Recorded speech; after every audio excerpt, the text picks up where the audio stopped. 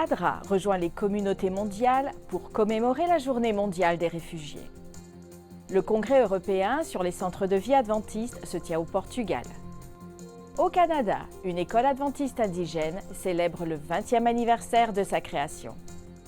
Les communicateurs adventistes explorent le potentiel de l'intelligence artificielle pour diffuser le message de l'Évangile. Le développement de ces titres et d'autres histoires encourageantes, tout de suite sur ANN.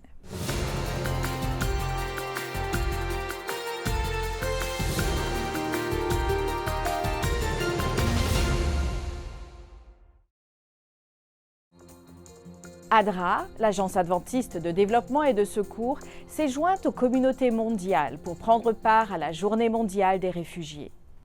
L'Agence mondiale travaille depuis des décennies pour aider les réfugiés et les autres personnes touchées par les catastrophes, les conflits et d'autres crises.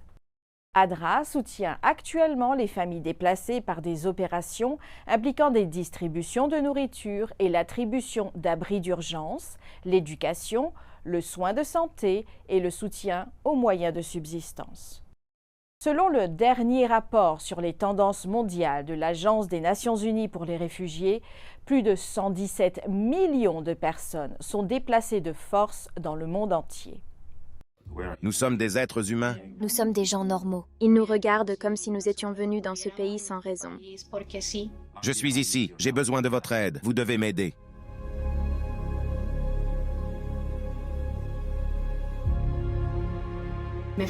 J'ai quitté mon pays principalement à cause de la violence constante. La guerre a commencé. Je ne savais pas quoi faire, où aller. L'attaque contre notre pays a été très dure pour tous les habitants de la région. Nous avons été déplacés par les guerres et les conflits qui accablent notre région. Il s'est passé beaucoup de choses et j'ai commencé à avoir peur pour ma vie.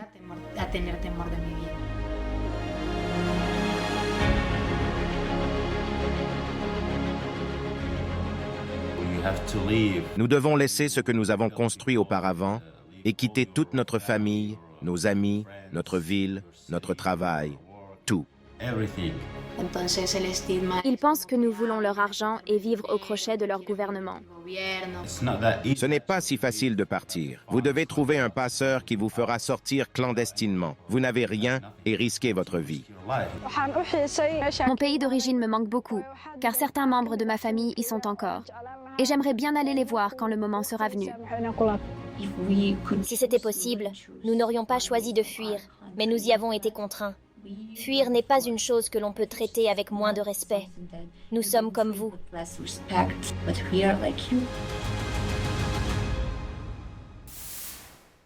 L'hôpital adventiste de Penang, situé dans le nord de la Malaisie, a été nommé fournisseur de services de médecine nucléaire de l'année 2023 en Asie-Pacifique par Global Health Asia Pacific. Cette reconnaissance prestigieuse reconnaît non seulement les services de soins de santé de l'hôpital, mais aussi son dévouement à incarner le ministère de guérison de Jésus. Ronald Ko Wang Heng, directeur général de l'hôpital adventiste de Penang, a exprimé sa joie et sa gratitude en recevant ce prix. Cette réalisation marque une étape importante pour l'hôpital adventiste, démontrant son engagement à fournir des soins de haute qualité aux patients. Il souligne également la détermination de l'hôpital à rester à la pointe de l'innovation médicale et à promouvoir la santé et le bien-être de la communauté grâce à une approche holistique. Le Congrès européen sur les centres de vie adventistes s'est tenu à Coimbra, au Portugal, et a attiré 226 participants de différentes parties du monde. Le Congrès s'est concentré sur l'exploration du rôle, de la fonction et des opportunités de mission présentées par les centres de vie guidés par le message adventiste sur la santé. Les dirigeants adventistes ont souligné l'importance de CES Centres en tant qu'outil précieux pour la promotion du message et des pratiques adventistes sanitaires. Ted Wilson, président de la Conférence générale de l'Église adventiste du 7e jour, a souligné le rôle missionnaire de CE Centre dans la réalisation de l'objectif de promotion de la santé dans le contexte des messages des 3 anges. Je me réjouis à l'idée du Congrès européen des centres de vie adventistes parce que c'est la méthode de Dieu, l'une d'entre elles, pour atteindre les grandes villes du monde et de l'Europe, d'avoir de petits centres juste à l'extérieur de ces villes, où les gens peuvent venir pour une transformation complète de leur vie. Mario Brito, le président de l'Église adventiste du 7e jour dans la région intereuropéenne, a déclaré que l'objectif de CS Centre est d'améliorer la vie des gens et de les guider pour comprendre le message complet. Cela me fait chaud au cœur de voir que les gens comprennent que le moment est venu pour nous de partager notre message de santé avec ceux qui nous entourent. Non pas de manière théorique, mais en essayant de la concrétiser par des plans, des institutions. Comment pouvons-nous rendre la vie des autres meilleure? C'est notre objectif, car lorsque les gens vivent une expérience positive concrète, nous préparons la voie pour qu'ils reviennent plus tard et comprennent l'ensemble de notre message. Les dirigeants adventistes du 7e jour d'Australie, ainsi que des représentants des ministères des aborigènes et des insulaires du détroit de Torres, se sont réunis pour célébrer l'inauguration d'une extension de l'université Mama Rafa sur les terres de Whadjuk Noongar en Australie occidentale. Les nouvelles installations, comprenant des salles de classe, un espace commun pour les étudiants, un laboratoire informatique, des bureaux administratifs et un studio d'enregistrement de Faith FM, ont été achevées dans les limites du budget, à savoir un peu moins de 1,3 million de dollars. Ces ajouts faciliteront la croissance du ministère aborigène et l'éducation sanitaire à l'université Mama Rafa. L'institution est plus qu'une simple université biblique. C'est un organisme de formation agréé qui offre des cours accrédités.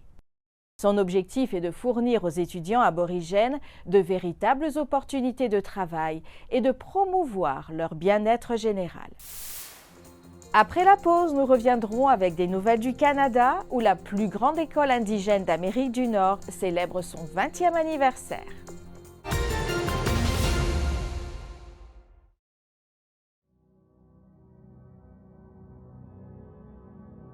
Voici comment Dieu utilise les volcans comme symbole d'espoir.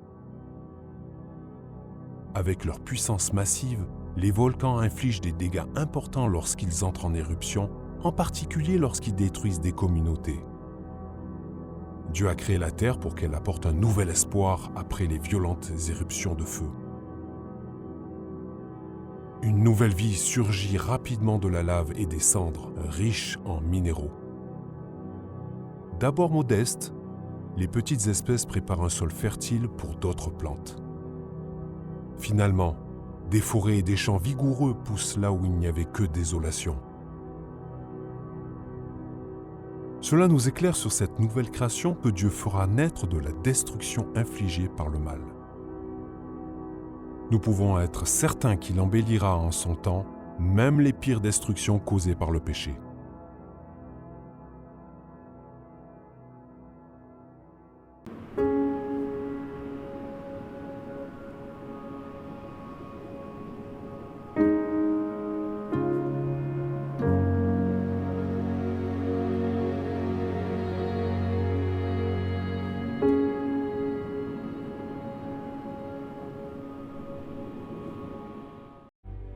Be cheerful no matter what. Pray all the time. Thank God no matter what happens. This is the way God wants you who belong to Christ Jesus to live.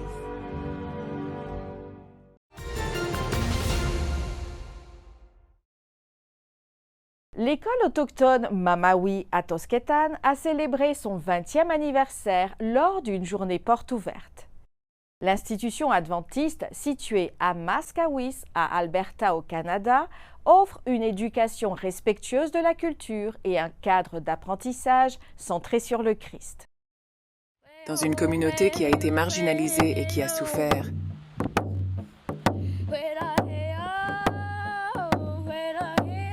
de belles choses se produisent.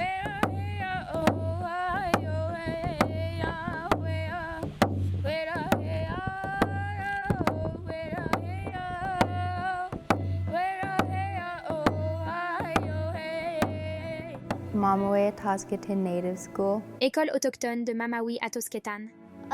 J'aime les sponsors parce que j'ai obtenu un 100%. J'aime les professeurs parce qu'ils essaient toujours de m'aider à avoir de bonnes notes.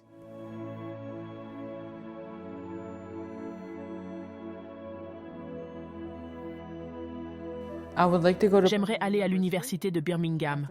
Ensuite, je reviendrai à Masquasis et je deviendrai l'un des 4 chefs. Je vais à l'université pour obtenir une licence en éducation. Je veux devenir institutrice dans la réserve. Je veux travailler dans un salon de manucure. Plus grande, j'ouvrirai mon propre magasin et je vendrai mes propres perles et bijoux.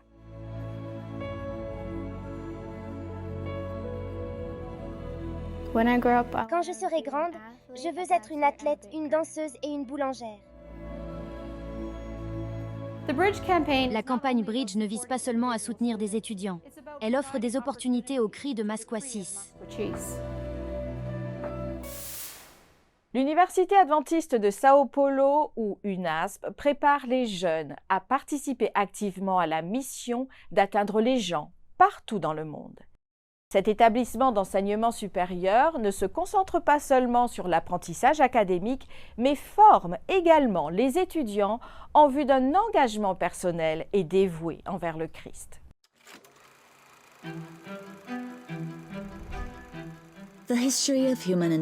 L'histoire de l'activité humaine est une histoire de technologie, d'expérience et de conquête des limites. Mais la technologie n'est plus une extension du corps humain. Elle vise à surmonter les faiblesses humaines. Dans cet environnement exigeant et en perpétuelle évolution, nous devons apprendre et nous adapter à une réalité façonnée par la technologie. C'est pourquoi ici, à l'Université adventiste de Sao Paulo, l'UNASP, nos étudiants apprennent tout en étant amenés à réfléchir sur le pourquoi, le comment et le quand de l'utilisation des ressources technologiques.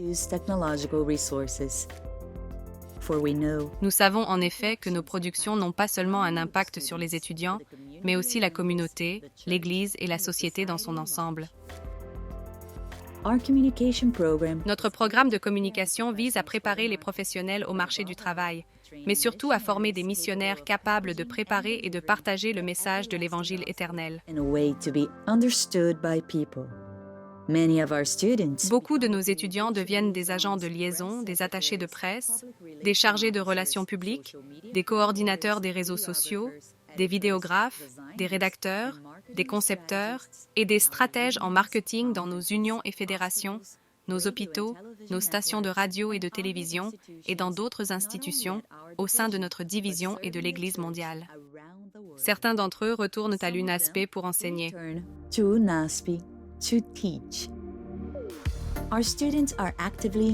Nos étudiants sont activement engagés dans divers projets innovants. Il s'agit notamment de créer un contenu adapté à plusieurs plateformes, concevoir des productions interactives et développer des produits polyvalents.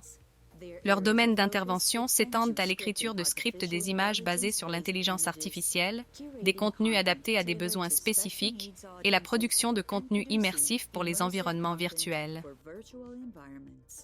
Nous avons la chance de disposer d'une société de production interne pour développer et livrer certains de nos produits les plus novateurs et créatifs, en combinant l'expertise de nos professeurs et de nos professionnels à l'énergie et l'enthousiasme de nos étudiants, à ne pas se contenter de répondre à nos besoins, mais aussi aux demandes d'autres institutions de l'Église, à des événements en direct, des films, des documentaires, des comédies musicales. Des productions audiovisuelles sont créées de manière artistique et technologique, permettant aux étudiants de participer à nos projets les plus élaborés.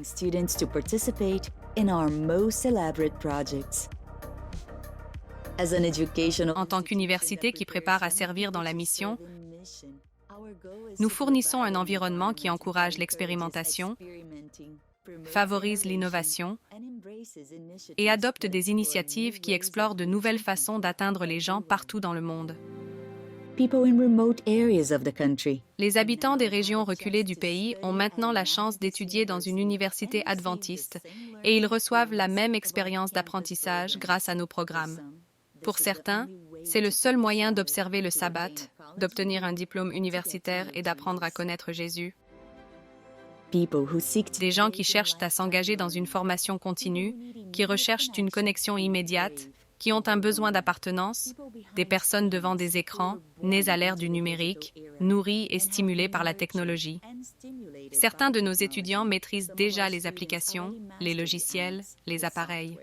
Souvent, nous apprenons d'eux. Mais il ne s'agit pas seulement d'aiguiser et de perfectionner les compétences. Plus qu'un diplôme en communication, ce dont nos étudiants ont réellement besoin, c'est d'acquérir un objectif et une pratique qui se traduisent par une utilisation judicieuse de la technologie.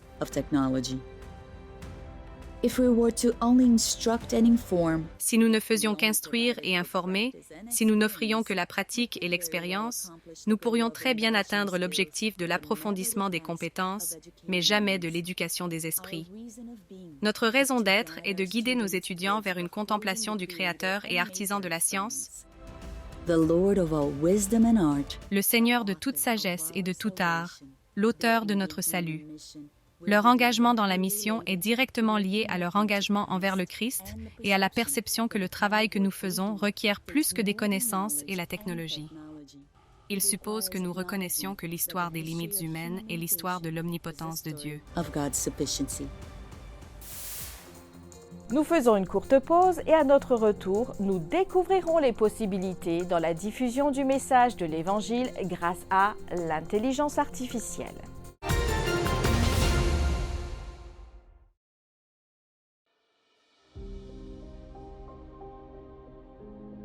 Dieu a-t-il créé les dinosaures? Il est facile de regarder ces énormes créatures terrifiantes et de se demander si un Dieu bon les aurait créées. Et parce qu'elles sont utilisées comme preuve de l'évolution, certains nient leur existence. Cependant, des fossiles abondants montrent clairement que les dinosaures ont existé. Cela ne signifie pas que Dieu voulait des monstres mortels dans sa création d'origine. Notre monde a changé et les prédateurs d'aujourd'hui, comme les requins, sont redoutables. Mais notre monde compte encore de nombreuses créatures douces. Les prédateurs actuels nous parlent de la puissance de Dieu, mais nous savons que celui-ci n'a jamais voulu la violence dans sa belle création. Les dinosaures peuvent inspirer la crainte, mais tout comme nous attendons que le lion se couche avec l'agneau dans la nouvelle création divine, nous pouvons espérer que les dinosaures, dans leur douce magnificence originelle, seront aussi présents.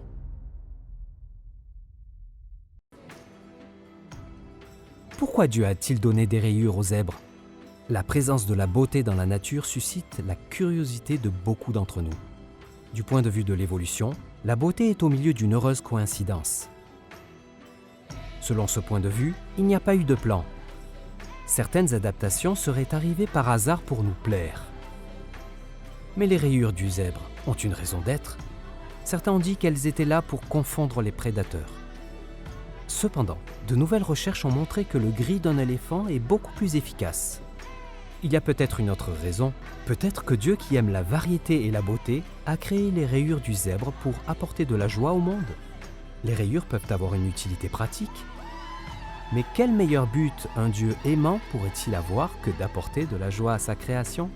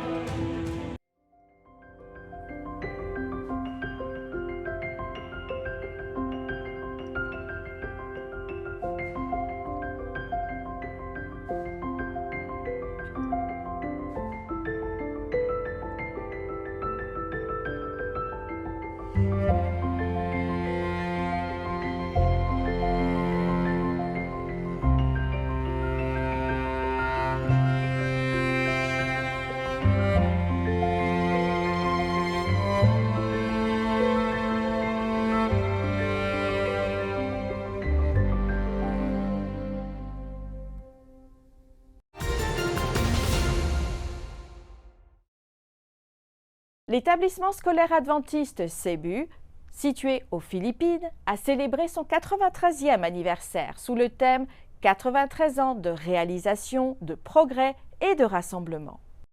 L'événement a mis en lumière le riche héritage de l'école, ses réalisations notables et son dévouement de longue date à l'éducation des jeunes esprits depuis près d'un siècle.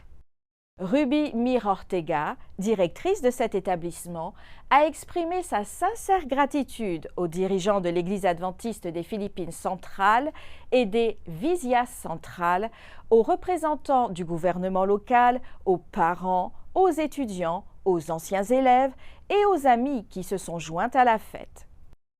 En plus de commémorer l'anniversaire de sa fondation, l'école adventiste Cebu a également participé à la célébration du 160e anniversaire de la fondation de l'Église adventiste du 7e jour. Ces deux occasions ont mis en évidence l'engagement commun et l'héritage de l'Église adventiste du 7e jour et de l'école Cebu en façonnant des vies, en faisant la promotion d'une éducation holistique et en ayant un impact positif sur la communauté. Les dirigeants des départements de la communication des régions nord-américaines, interaméricaines, sud-américaines et du nord de l'Asie et du Pacifique des adventistes du 7e jour se sont réunis pour une série de réunions afin de discuter des implications de l'intelligence artificielle ou encore IA. La réunion s'est tenue au siège de la division nord-américaine de l'Église adventiste du 7e jour à Columbia, dans le Maryland, aux États-Unis.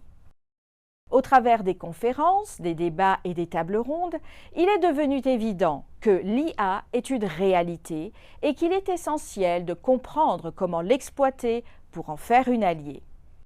L'orateur Eric Sperradino, entre autres, a présenté des idées que l'Église peut appliquer pour un usage efficace de l'intelligence artificielle dans la diffusion du message de l'Évangile dans le monde entier. Il s'agit d'une opportunité énorme pour nous, en tant qu'Église, de nous occuper de la mission, prêcher l'Évangile éternel à chaque ville, à chaque peuple.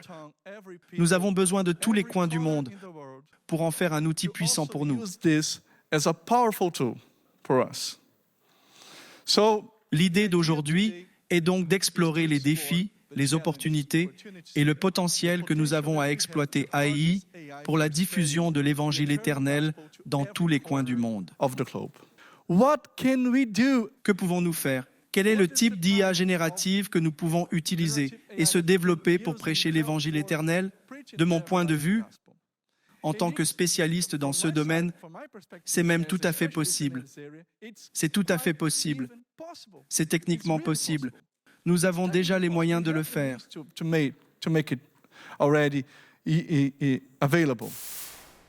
La plage, un camp d'été adventiste du 7e jour, situé sur les rives du lac Léman en Suisse, a eu un impact significatif sur la vie des jeunes.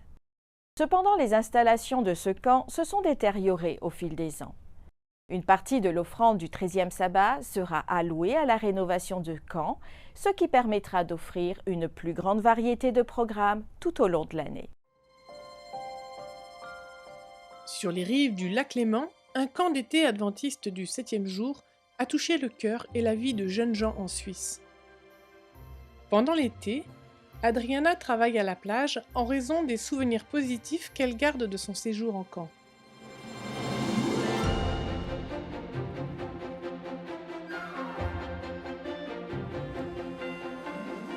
On a eu des moments où, par exemple, on allait juste là derrière discuter, échanger, ou autour d'un feu de camp. Ou...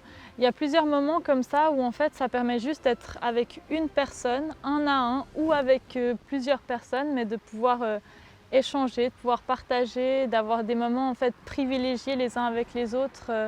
Les campeurs passent leur journée à faire des activités amusantes, comme des sports nautiques sur le lac, mais ils donnent aussi la priorité au développement d'un lien plus profond avec Jésus. Je pense que le fait d'avoir eu ces camps, ça m'a fait énormément grandir, que ce soit ici ou dans la JA en général.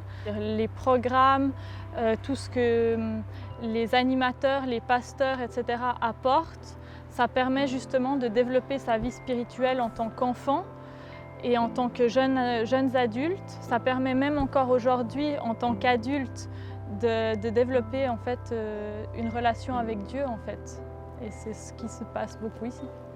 Grâce aux expériences vécues au camp, Adriana a vu le nombre de personnes donner leur cœur à Jésus et se faire baptiser dans le lac. Ça fait des frissons, ça donne des frissons parce que on se rend compte à quel point on a un Dieu qui est présent, qui est grand et ici, maintenant, avec nous, tout de suite à ce moment-là en fait. Et ça permet de se rendre compte vraiment de la présence de Dieu dans nos vies. Le camp est situé entre deux villes, Genève et Lausanne, ce qui lui confère une position centrale pour de nombreux participants. L'accès privé au lac leur permet de profiter de l'eau en toute sécurité. Après des années d'amusement et de croissance spirituelle, le temps a eu raison des installations. Les programmes ne peuvent fonctionner que pendant les mois les plus chauds en raison de la tuyauterie et de la plomberie.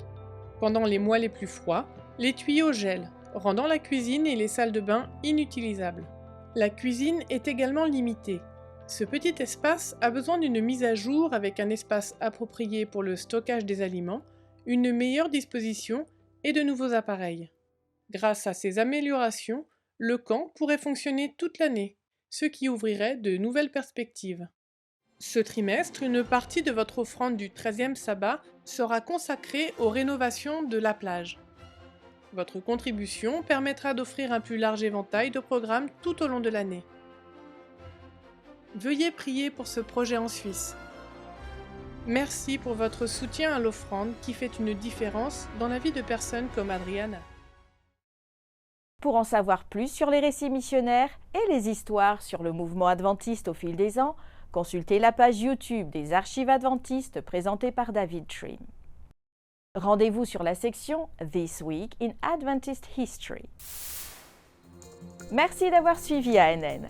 Rejoignez-nous la semaine prochaine pour plus de nouvelles du siège de l'Église adventiste du 7e jour. Saviez-vous que l'Église adventiste du 7e jour a une chaîne YouTube où vous pouvez regarder ANN Vidéo, ANN in Depth et plein d'autres vidéos étonnantes sur la prophétie, la santé et l'étude de la Bible? Cliquez sur le bouton « S'abonner » pour ne jamais manquer une nouvelle vidéo. Vous pouvez également nous laisser un commentaire ou un sujet de prière. Une équipe prie pour vous 24 heures sur 24 et 7 jours sur 7. Avant de nous quitter, voici une bonne nouvelle tirée de Nahum au chapitre 1 et au verset 7. L'Éternel est bon. Il est un refuge au jour de la détresse. Il connaît ceux qui se confient en lui. Ainsi s'achève notre programme de cette semaine. N'oubliez pas que vous pouvez toujours visiter adventiste.news/fr pour des nouvelles quotidiennes et des vidéos. À la semaine prochaine pour d'autres nouvelles de foi, d'amour et d'espérance. Que Dieu vous bénisse.